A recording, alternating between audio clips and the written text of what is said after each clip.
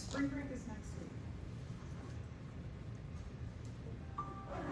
So I understand we got through the heart and the circulatory system. I did, maybe you saw the message I sent out. I had also my lecture circulation. Professor Kirkpatrick said maybe you missed some fill-ins. So those are up there for you too.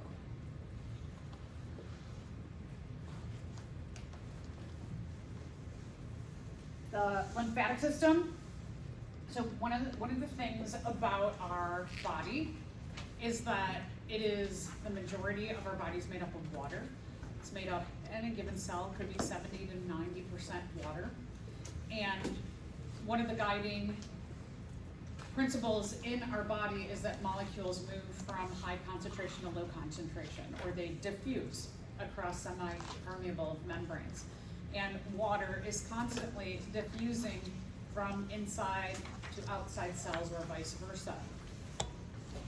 In our circulatory system, because our circulatory system, we have a lot of plasma, which our plasma has, the majority of our plasma is water. In our circulatory vessels, water is constantly diffusing out of our circulatory system. If we didn't have a mechanism, the lymphatic system, to pick up that water and bring it back into the body and back into the circulatory system, we would end up with explosions of tissue in our body. And the lymphatic system, not only is it just about bringing water back from where it diffuses out, but also has a role in our immune system too. So we're going to take a look at these issues here and focus on what the lymphatic system is doing in conjunction with our other systems of our body. All right, so circulatory system is more than just blood.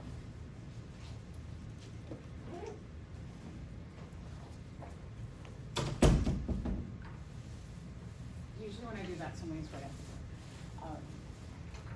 Circulatory system, I like to think of it like this.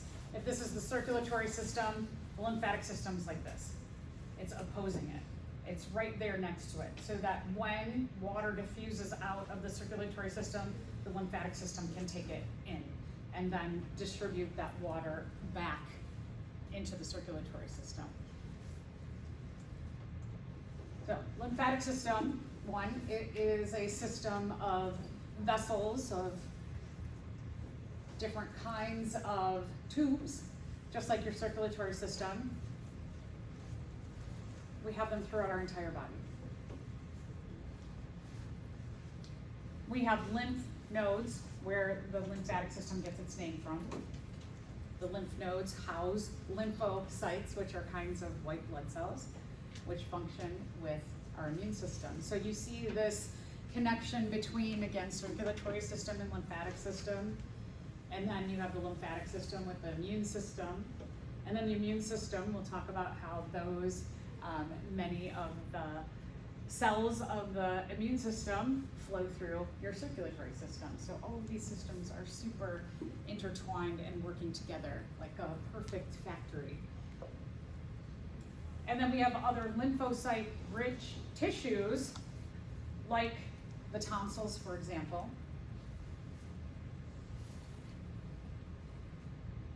And then also the thymus and the spleen function with the lymphatic system.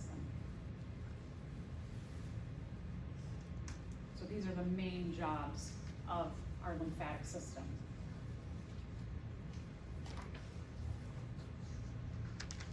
So we're going to spend this lecture going through each of these and give you a little bit more details on how they function, each of the jobs. So like the circulatory system, and this is just very minimally shown. Remember that picture of the head with all of the circulatory vessels? That's pretty much what the lymphatic system is like. So it doesn't have all of the vessels in there, but the highlights are, you can see all of these different highlights within your lymphatic system.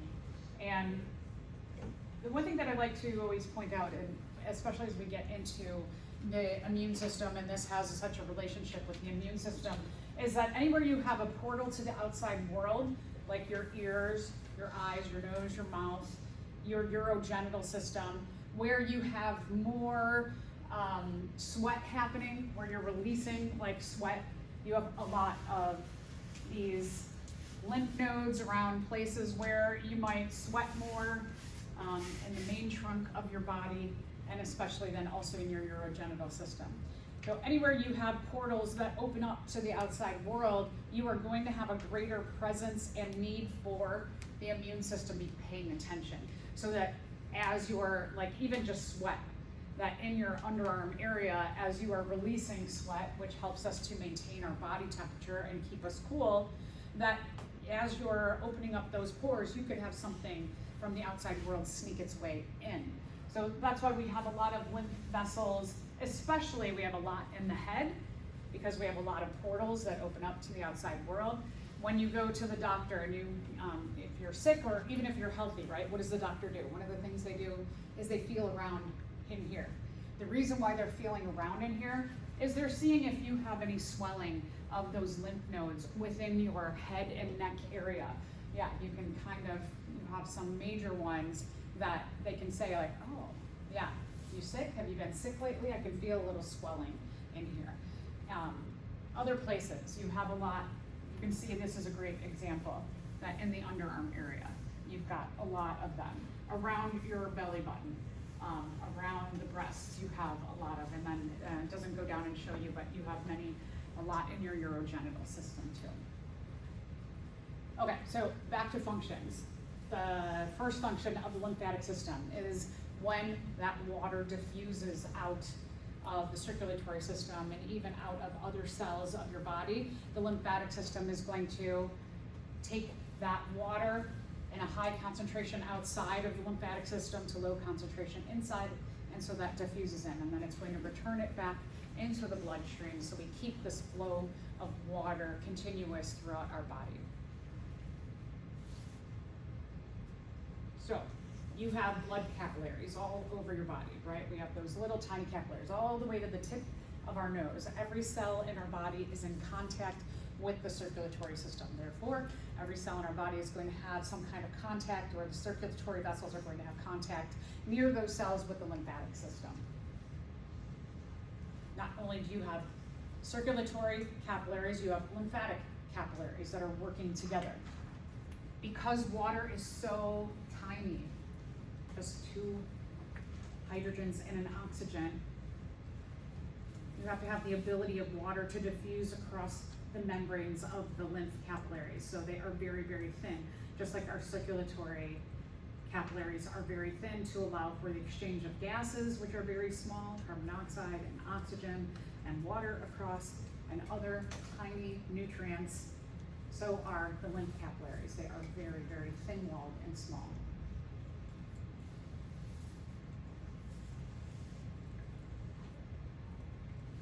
The lymph capillaries are very similar to our veins and our venules, and that they have valves within. The arteries and arterioles have a thicker wall of muscle, helping with the contraction of your heart, the blood pressure that is created by your heart contracting. Arteries and arterioles have also muscle that continue that pushing of the blood out to the body. The veins, to bring blood back up to your superior and inferior vena cavas, they have valves. They have a little bit of muscle, but they have valves that keep pushing in the right direction. Just like the valves of the heart. The job of the AV valves and the semilunar valves are to keep pushing the blood in the right direction. So when we take a look at the lymph vessels, they have valves that are going to keep the water pushing back into the right direction so that it gets back into our circulatory system.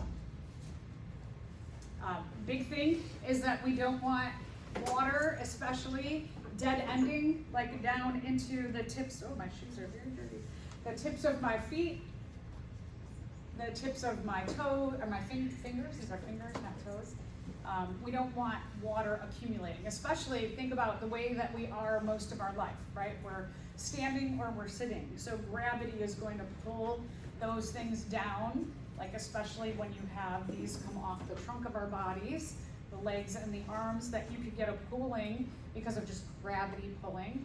And so the lymphatic system valves keep pushing that water, especially to places that are, this is a dead end. But instead of being a dead end, then you have the stuff that comes back. You have the venules and the veins that are bringing blood back to the heart, and then you also have the lymph capillaries and vessels that are pushing the water back toward the heart. You have the lymphatic, the lymphatic vessels also have muscle on them.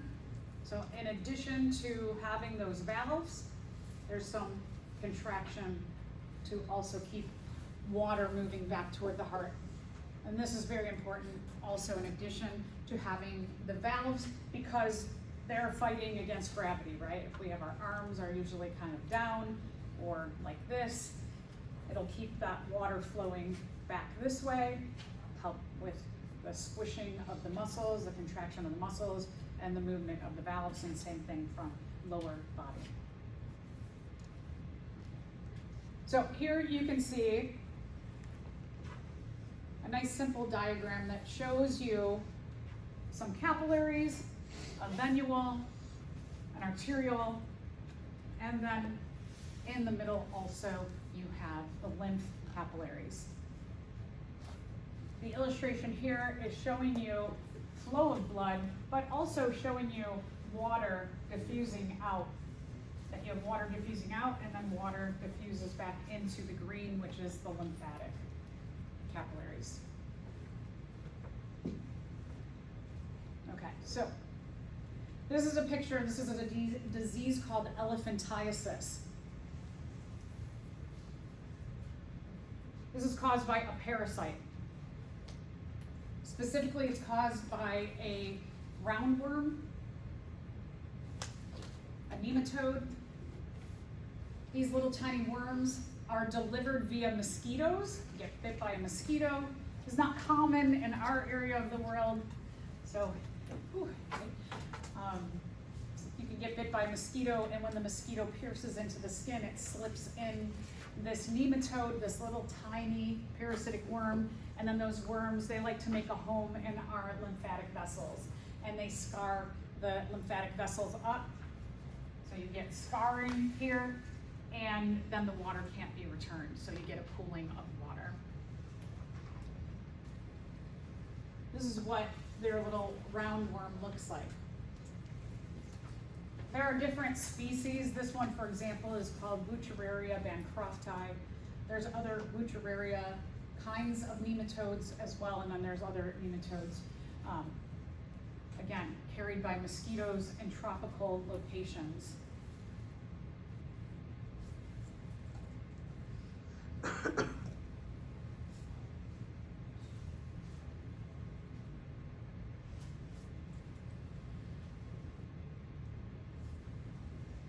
So it leads to great scarring in the extremities. A lot of times students, the question is, how does this get cured? Oh, this is a tough one. The cure for this disease is to be treated with chemotherapy. And usually it takes about 2 years of chemotherapy. Chemotherapy targets quick growing cells, and the nematodes, they can grow pretty quickly. So it does target them, but they're not, it does take a while to knock them all out. So like I said, about 2 years of chemotherapy. Many countries in the tropics, they just don't have this treatment available to them. So people will live like that for long periods of time. Other things that can help, compression garments. We've seen those like sleeves, the arm sleeves or the leg sleeves. This is often common also, you can see that in people who've had like chemotherapy, for example, they may wear compression garments as well. For different reasons, not because of roundworms, but just because of some damage to cells in their body. Okay, so second function of the lymphatic system. This is a real interesting one. It transports fats. Fats are often too big to be transported in our circulatory system, so they will get transported in your lymphatic system. And when you eat a really fatty meal, your lymphatic system is going to deliver those fats right back to your heart. So think about that the next time you have like fries, a cheeseburger, and a shake together. Oh, sorry for all of you who are fasting, talking about food. The fats will get picked up from the digestive system into the areas that are around the lymphatic system, around the digestive system, and deliver those fats back right directly to the heart.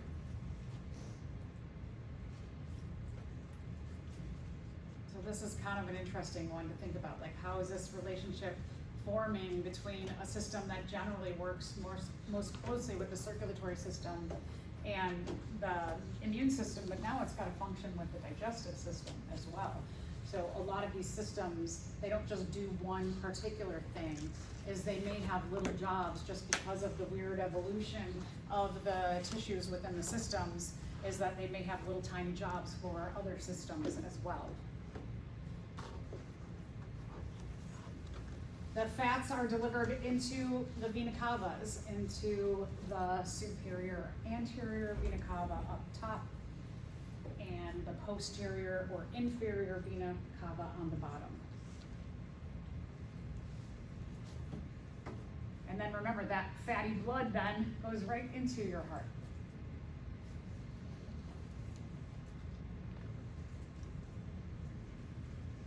So that's the second function. The third function is within the immune system, that you have all of those the lymph nodes that house lymphocytes, and the lymphocytes are a very important part of our immune system.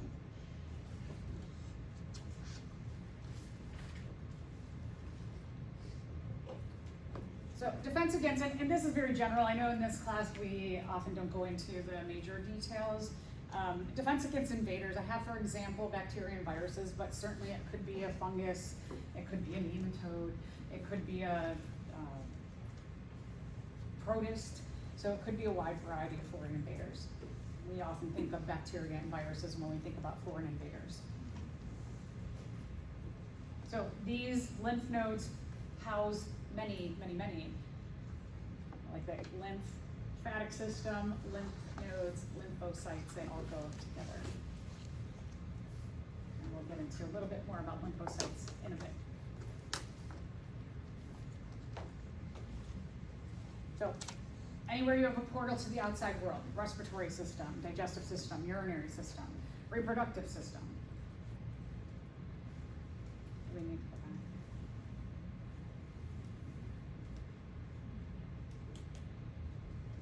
So your portals to the outside world. Again, like I mentioned earlier in the lecture, that any portal to the outside world, any of our systems that open up to the outside world, that you're going to have a greater amount of those lymph nodes filled with lymphocytes, so that any foreign invader that might try and sneak its way in, we have a defense team right there and ready to battle them. We also have the production of lymphocytes in the thymus and the spleen.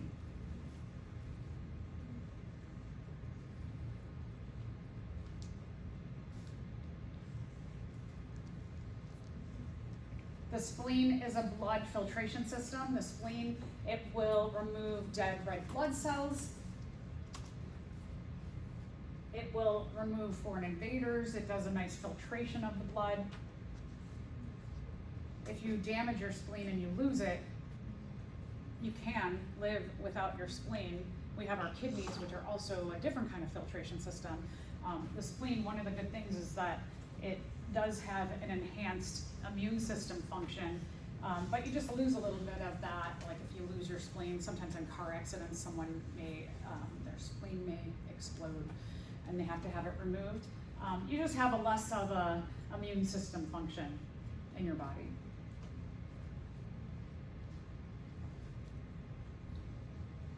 And then the lymphocytes, they are going to be filled with what we call macrophages, and we'll get into them in a bit too.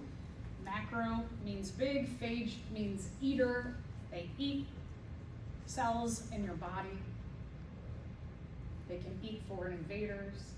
They can eat cells of your body that have been damaged or cells that are infected.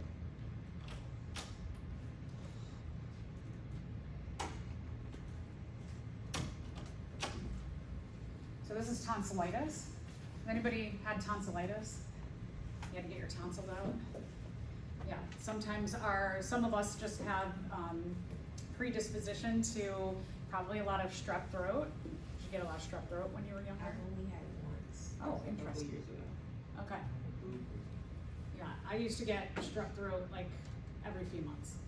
I don't know why. When I was in my early teens, I started getting strep throats really often, and eventually they just said, let's just take out these tonsils because, and doing that, getting rid of those must have been the susceptible cells to getting the strep bacteria and growing it, and now I think I've had like one strep throat in years since then.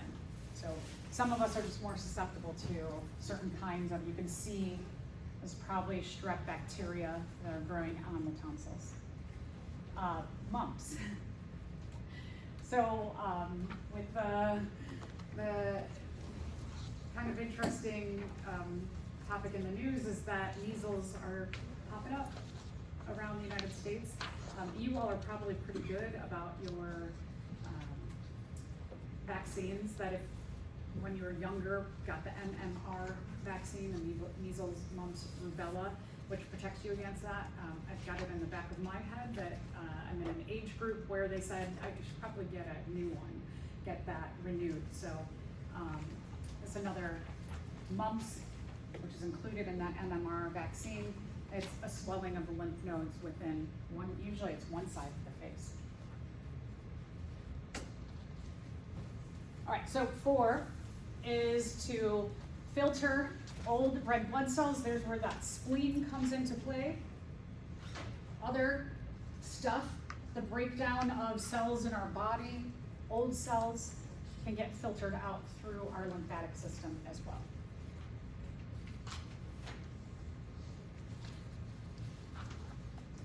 So just to mention our friend the spleen, as I've talked about already. Oh, okay, let's check this out. All right, so let's just do a little heart review. I know you have that in the end of your circulatory system, but let's just take a look at what's number 4. What's this whole structure? The aorta. Aorta. This one's the aorta. What's this one? Or this one's? Now remember, this is coming from the right side of the heart. Because the right side of the heart, let's look at the coding of the colors, because you have the same coding of the colors in your model of your heart. Blue. What kind of blood do blue coated blood vessels carry? Deoxygenated. Good, deoxygenated. So this is taking deoxygenated blood away from the heart and to the lungs. So this here is a what? A what? What is that one? Something's going away from the heart. Is it an artery or a vein? Artery, okay. And then do you remember if it's what the first name of this artery is called? Good, pulmonary. So number 2 is the pulmonary artery, or splits into arteries to go out to the lungs. Takes that blue deoxygenated blood. Now the blood isn't actually blue, but at least on this picture and on the model, anything that is blue just gives you the notation in your head that it is carrying deoxygenated blood. So pulmonary arteries go away. What are these structures here? They're a muscle. Which one? Ventricle. Or a muscle. AV. Oh, it is a ventricle, but, so that is, this whole thing is a ventricle, yes. AV valves. But these little nubby things here, remember what these are? Papillary muscle, woo, woo. Okay, these are the papillary muscles. The papillary muscles connect to, what are these tendons called? Chordae tendineae. What are these valves called? Which ones? They're between this and this. Atrioventricular. You're close. So Close. AV. Okay, so these are the atrioventricular valves between the atrium and the ventricle. AV valves. The right side. Do you remember what the right AV valve is called?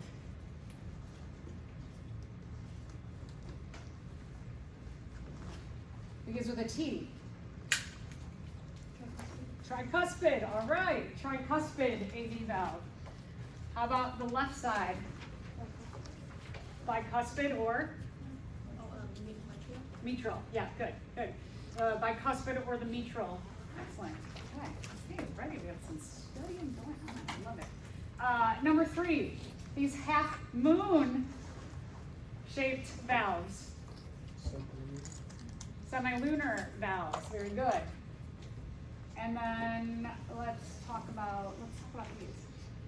Right here. This and this, and these two that come all the way behind and dump into here. This. Where do you think these are coming from? What would be over here and here? The lungs, good. So lungs are here. It's carrying what kind of blood? Red blood, which is red colored, oxygenated. So veins. So these are veins, because they're going to the heart, and they're called pulmonary veins, bringing blood to the heart from the lungs. So lungs into the left atrium here. Left atrium, left ventricle.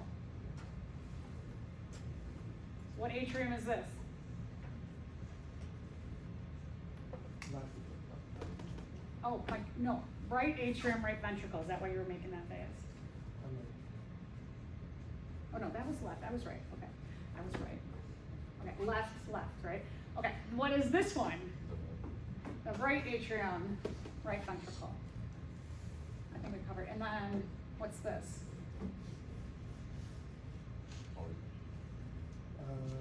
This is the anterior vena cava.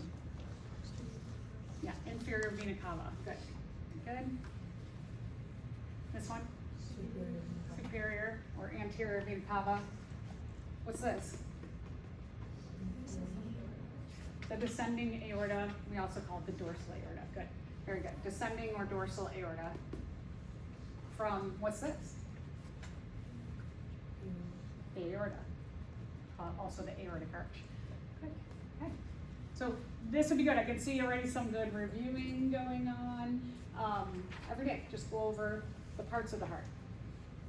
I would bet there will be something like this on your exam, but by the time we get to the exam, this illustration will be so far back in your mind if you're not doing the method of reviewing your objectives all the way back to the beginning. Every time you go home, write new objectives out, go all the way back to the beginning notes, review, and start quizzing yourself.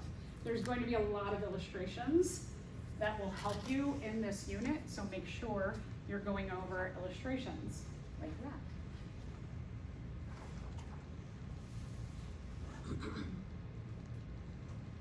I think I might have these up on Canvas. I'm pretty sure. I'll make sure that I do. Oh, okay, so that's lymphatic. I thought I had the immune system. Right, you have the immune system next? Got something right today, I think.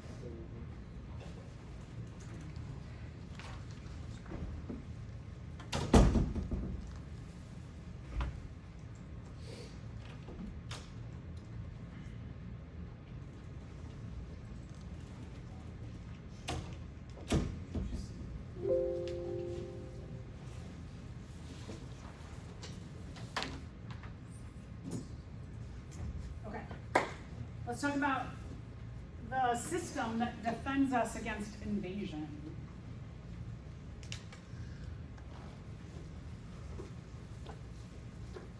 So we have, the immune system is so cool. It is like a, I don't know, like an army that has different groups. It's like our armed forces. We have all these different groups that protect us, just like different armed forces that protect the country.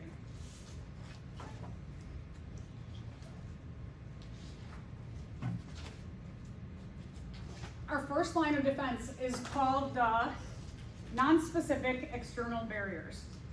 So let's think about what this means. Non-specific. Non-specific means that our external, our kind of more outside barriers of our body, they are going to defend us against anything that tries to come in. It could be a like crazy pathogenic bacteria, and it could simply be a piece of dust. And it's going to be like, no, stay up, totally stay up. And the word barrier means that it's making like, almost like a wall against anything that is not just kind of general, keeping anything out of our body. So we have different parts of our non-specific external barriers. Let's start with the skin and the mucous membranes.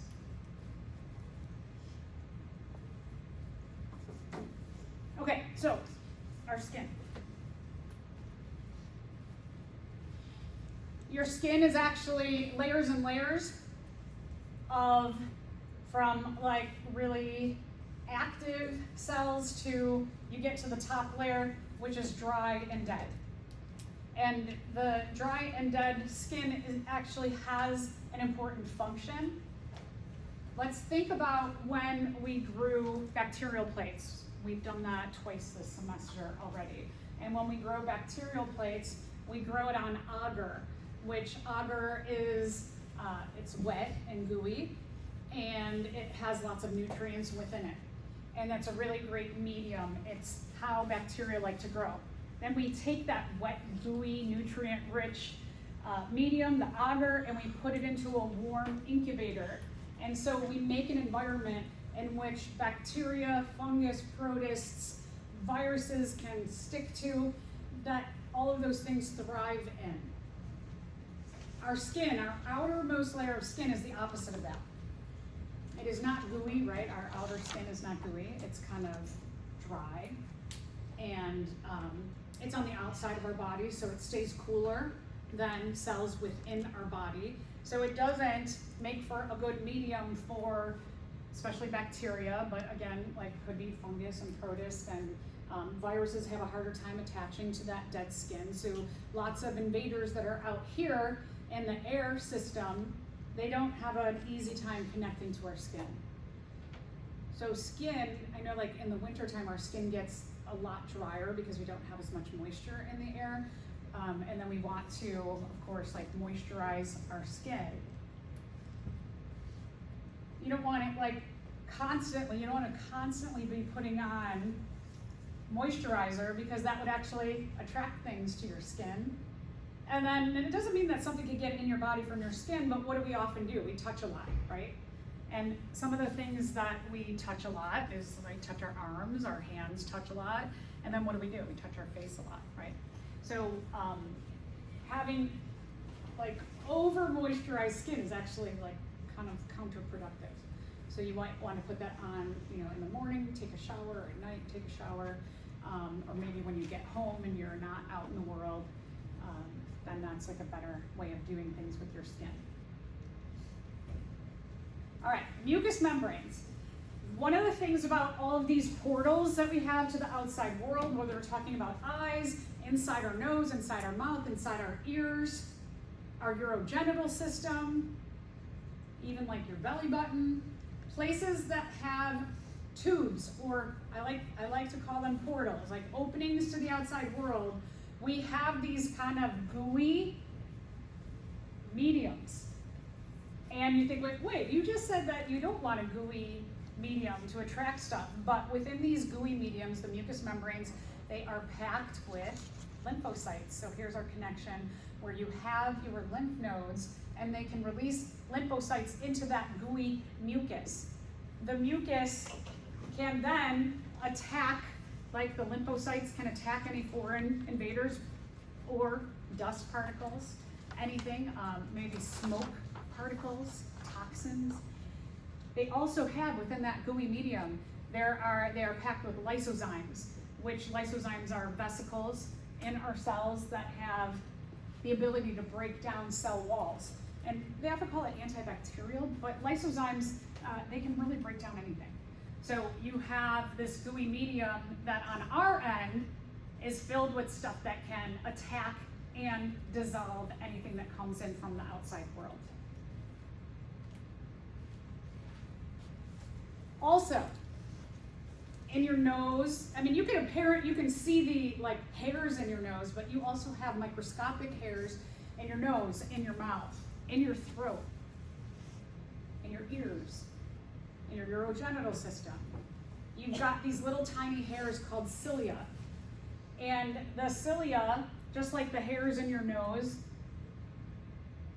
these little strands here, what happens is that they can hold on to things that come in.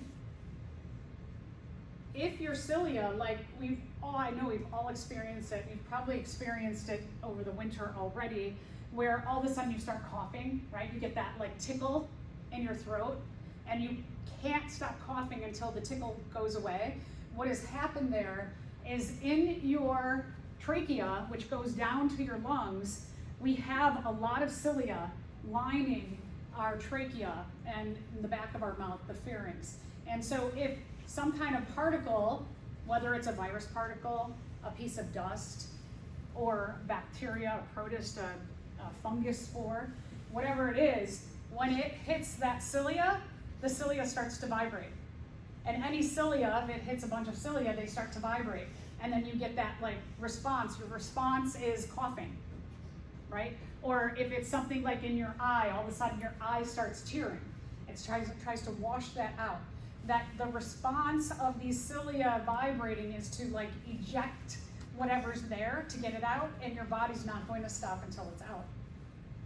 So kind of interesting that we have all these little defense mechanisms. Let's say that it goes down the back of your throat into the esophagus.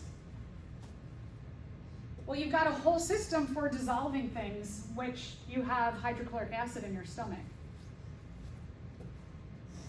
So in your stomach, usually, if it's just something you breathe in, that will get dissolved with the stomach acid enzymes in your digestive system. Now, let's say you eat something, like you eat a burger and it has a bad strain of E. coli in there. You might have so many bacteria in that burger that our digestive system can't overcome that. Whereas just one thing that you breathe in and goes into your digestive system, then it can take care of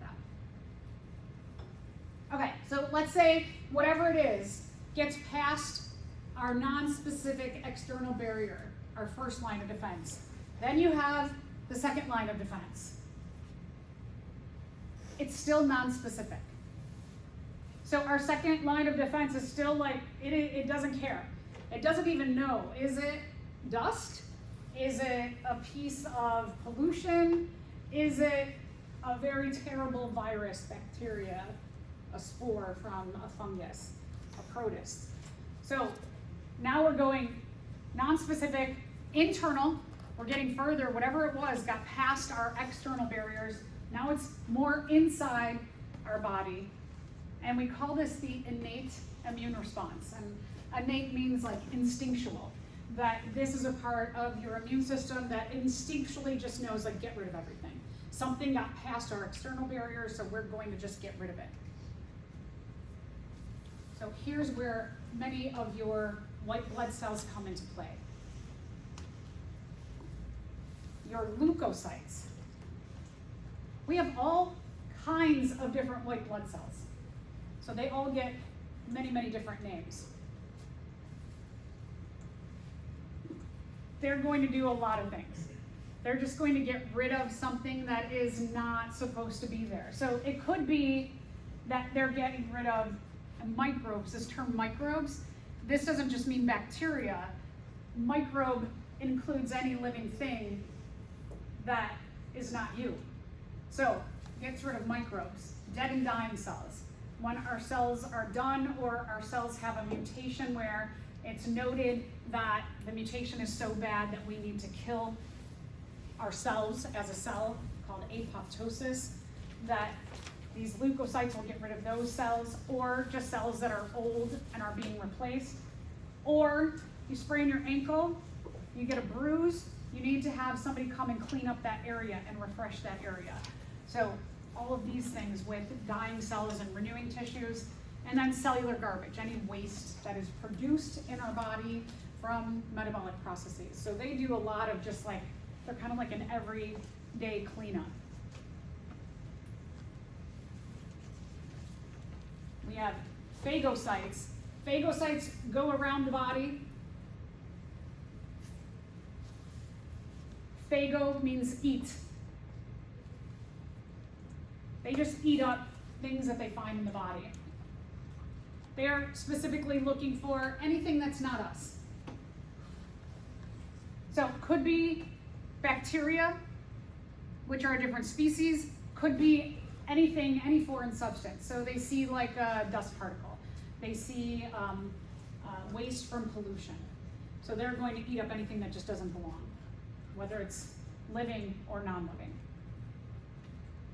And then we have white blood cells that are called natural killer cells. And the natural part refers to, one, getting rid of cells that are growing out of control, cancer cells in our body, and then also cells that have been taken over by virus particles. Every day we have cancer cells that form in our body. And again, cancer just means a cell that is not programmed to go through a cell cycle and stop and do its job. Cancer cells refers to cells that skip that part of the cell cycle which allows the cell to do its job, and it just goes right back into let's reproduce again and reproduce again and reproduce again. So these natural killer cells are constantly going around the body and gobbling up these kinds of cancer cells. The cancer cells that we call cancer cells, more like colloquially, is the ones that have mechanisms that our natural killer cells don't recognize that they're reproducing. They have tricks. They trick our body into being like, not here, don't look, not doing anything. And then we find out, either like, maybe you find out because your doctor goes like this and they're like, oh, your thyroid feels a little swollen. Or you start feeling like a pain because you've got a tumor start growing somewhere. So we usually find out from other things. Or you get a blood test and your white blood cell count is really, really high. And they're like, oh, something's going on. So there's a lot of different ways we may not detect our kind of bigger cancer cells because they have mechanisms to trick these natural killer cells. All right, and then the second part of our innate immune response is the inflammatory response.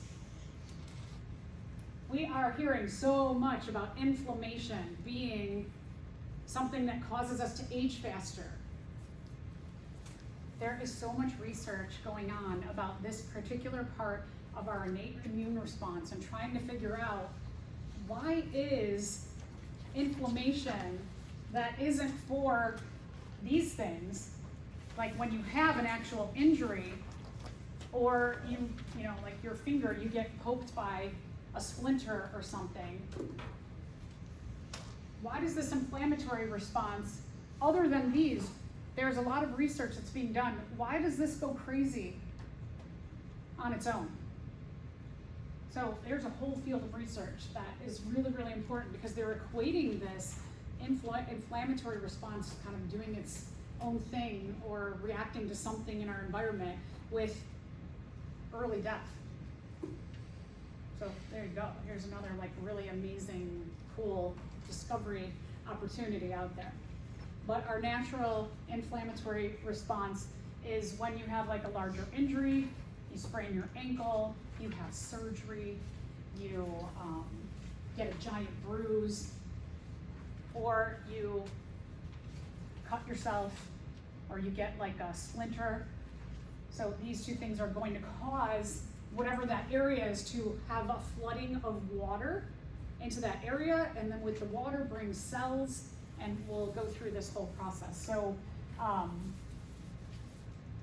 one is that in response to something being injured in your body, your mast cells react to cells being split open. Mast cells secrete histamine. What that does is the histamine increases blood flow, so it's going to bring your immune system closer. Your blood has your immune system, many parts of your immune system within it, and it's also going to bring water, so that area, there's more room in that area for the white blood cells to work. In the flow of blood, you've got your phagocytic cells, your phagocytes. They're going to come and start eating up any cells that were damaged in this injury, in this surgery, in the cut you have, the bruise you have. And they're going to eat up the cells that have split open. They're going to clean it up.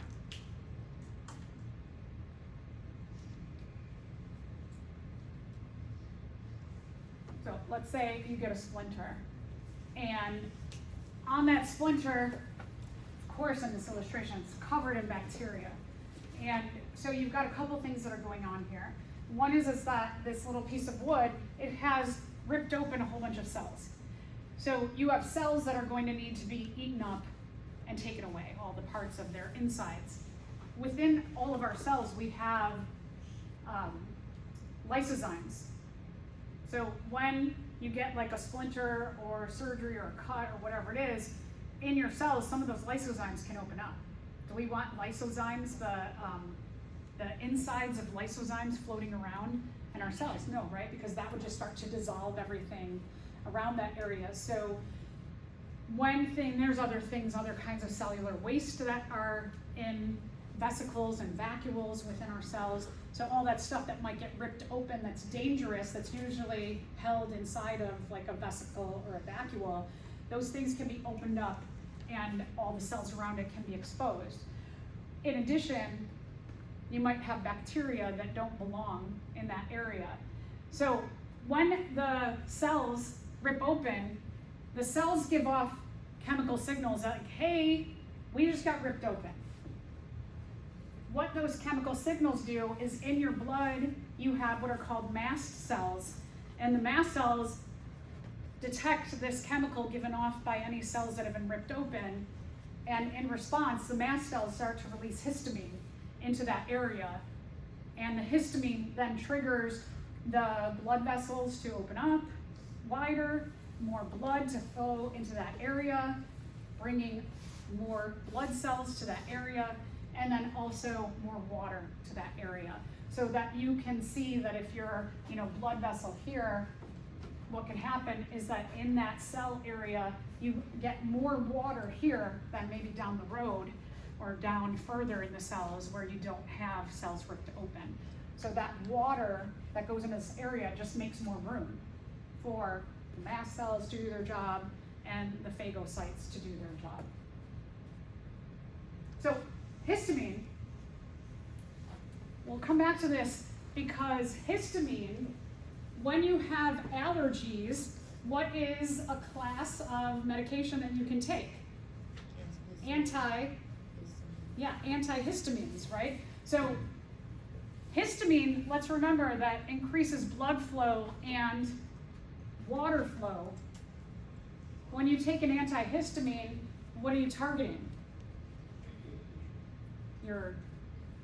The lungs. So the histamines are targeting the lungs because the antihistamines, I should say, because you are having an overactive response to like pollen in the air, for example. And so the pollen is triggering this inflammatory response within your lungs. and it makes you not be able to breathe as well because you start to get more blood and especially water build up in your lungs. And we'll come back to that in a bit. Okay, the third part of our innate immune response, the nonspecific internal barrier, is a fever. A fever is when your immune system is like, okay, this is a lot bigger than just having like a splinter in your finger. We can't just locally take care of this. That whatever is invading us, whether it's virus particles are starting to infect a lot of cells, whether it's a bacterial infection, that whatever this opposing force is, that it's beating our immune system. And so our response is that we have all these chemical signals that make our way up to our brain, and our brain says, all right, we're gonna like up the body temperature a bit. Well, why would we want to do that? Because we're gonna cook ourselves? No. We can get what we call a low-grade fever. And so when we're talking about a fever, one of the best things that you can have during a time when you are sick is to have a low-grade fever. Our low-grade fever, let's step back a second, the macrophages, so when you have an infection, an invasion that starts to get out of control,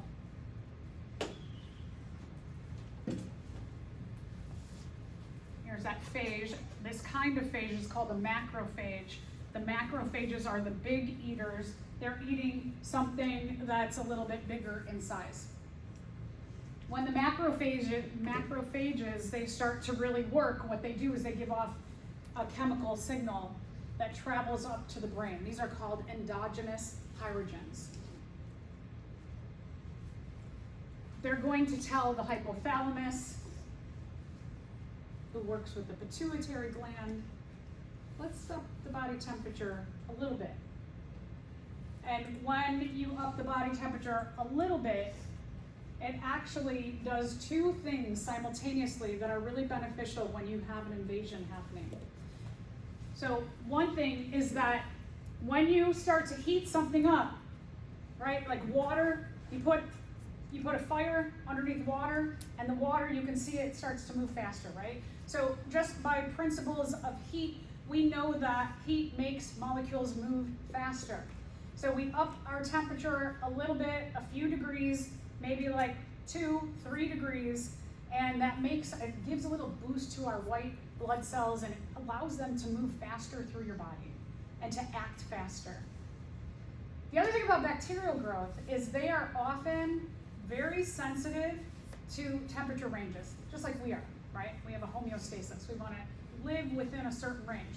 So when the body temperature gets up to like 99, 100, 101, it actually slows down bacterial growth. It's too hot for them to grow.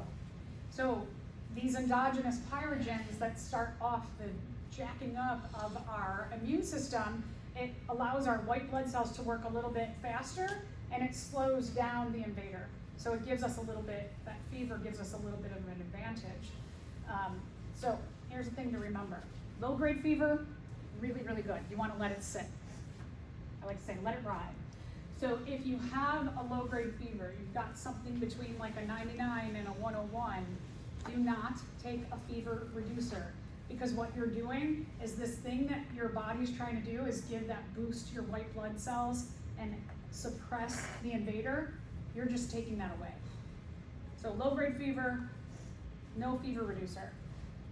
If your fever, what can happen, and we'll talk about the next stage, is that if your fever keeps going up and up and up, eventually everybody starts to get reduced, because too high of a fever is going to start to denature proteins within your body. A lot of our blood cells are made of a lot of protein, and so the higher grade fevers is where it's like everybody is like, whoa, comes down and things start to not function. So you get past 102 and it keeps ticking up, then you take a fever reducer.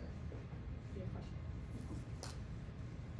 Okay, so let's say that our innate immune response, our non-specific internal defense, whatever it is, it gets past that. We go to our third line of defense, which is your adaptive immune response. Adaptation. This is going to become specific to the invader that you have. Because most likely not every invader is the same. You will and may have similarities sometimes, but sometimes your body is going to see things it's never seen before, so it adapts the immune system to whatever you have, your invader, whatever your invader is. All right, so we target specific invaders for destruction. We have two systems. One are going to use antibodies and the other are going to use cellular attack. The systems they function very similarly.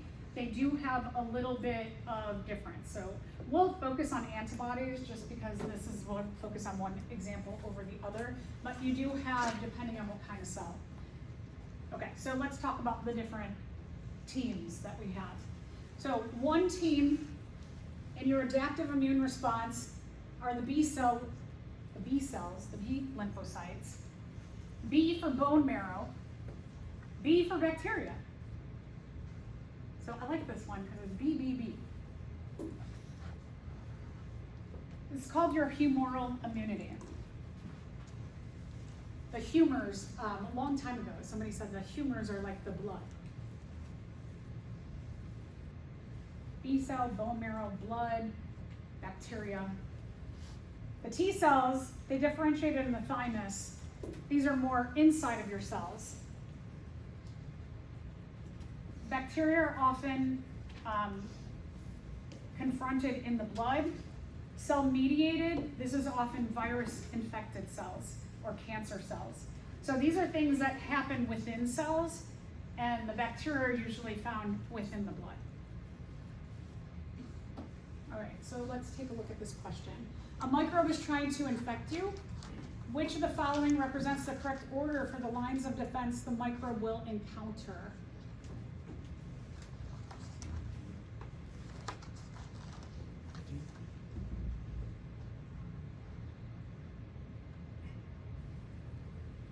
Yeah, I heard D's, but okay, so external barriers. Your non-specific external barriers, your non-specific internal barriers, your innate immune response, and your specific immune response, your adaptive immune response. All right, so let's get into a little bit more specifics about the two different systems. So the first job of our adaptive immune response is to recognize somebody's there that doesn't belong there.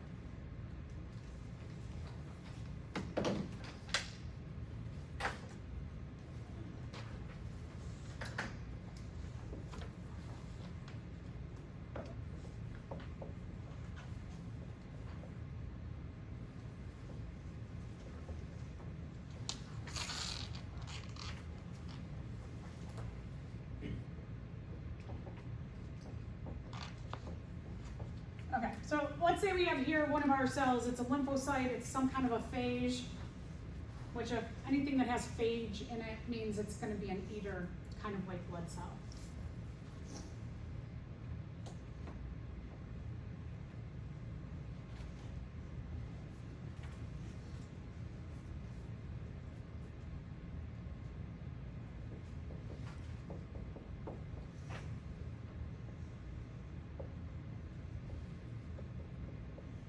Okay, on all of our cells, we have all of these little attachments that are sticking out. We've got lots of different kinds of attachments, and I know we've mentioned these before. We talked a little bit about evolution, but these, every cell has a species surface marker, and they are shaped in a way that if you had two of our cells,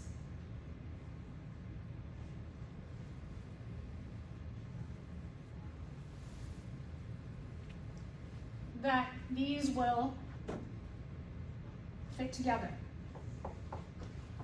And so your cells are going around in your blood, like your phages, and they will go up to a cell and be like, ding, ding. They're like checking in. Okay, let me see. Do you fit? You fit? You're good. You're good. It's like kind of like they're shaking hands or fist bumping. They're checking all the cells. Now, let's say that you got something like this.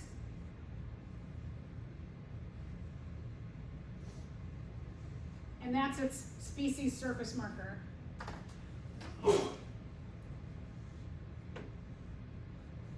And when one of our phages goes up to this cell, it's like, And so, it's going to hold on to this cell.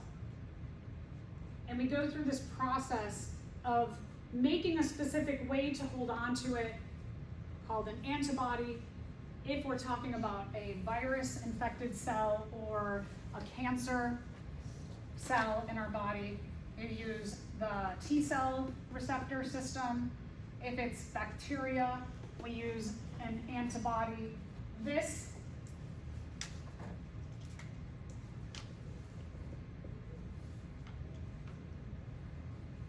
we refer to, those surface markers, we will then refer to as antigens.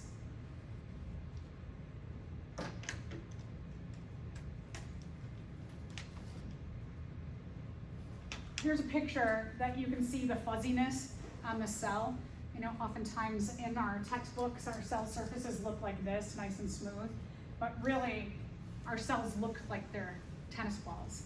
But they've got all of these different kinds of markers that identify different things that our cell does or is, and that allows for this system of matching or not matching to take place.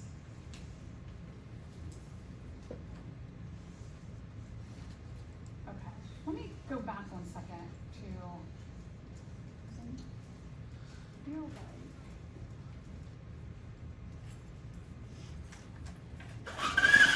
like I took something out, and I think it's kind of important to have it here.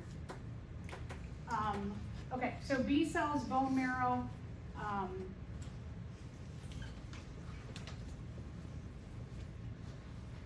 If you go back a little bit to that area. Let's see. It's on the like almost the top of page 135. So right here, yeah. I don't know why I must have taken this out, but your B cells, they have all these B's that go along with them. So B cells, they differentiate in the bone marrow. The system takes place in the blood, and they target mainly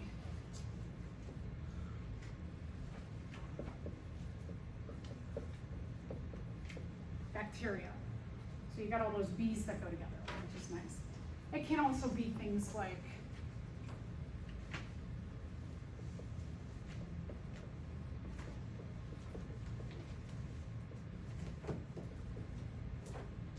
it also can be other species, could be fungus, could be protists, could be animals like that nematode, that worm, like if we have parasites that are in the blood, could be a little tiny animal.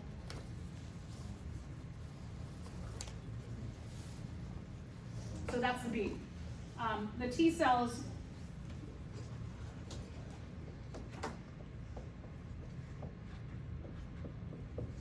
this is an immune system function that happens inside of the cells. So we're talking about viral cells that are infected with viruses. Viral infected cells.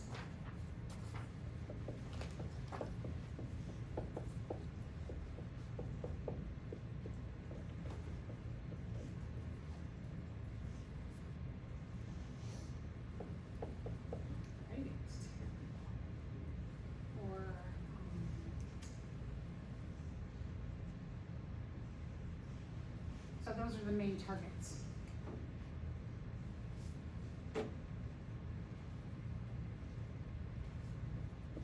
This doesn't have all the T's that go together, but at least the B's, you can kind of remember what goes with B's. but the T cells inside the cells, viral infected cells that the virus has got inside of the cells, or cancer, a group of cancer cells, something's happening inside. It's cellular kind of immune system, and this is a blood kind of immune system. So that's why we have these two different systems. All right, let's stop there. I do want to mention, I know a lot of you are fasting right now. I understand if you're put your head down, or I understand what you're going through and focusing on this month. The lectures, you know, the nice thing is the lectures are up so that if you're like can't get up in the morning, at least try and get to lab. I know this is a rougher time for many of you, so lab is most important right now.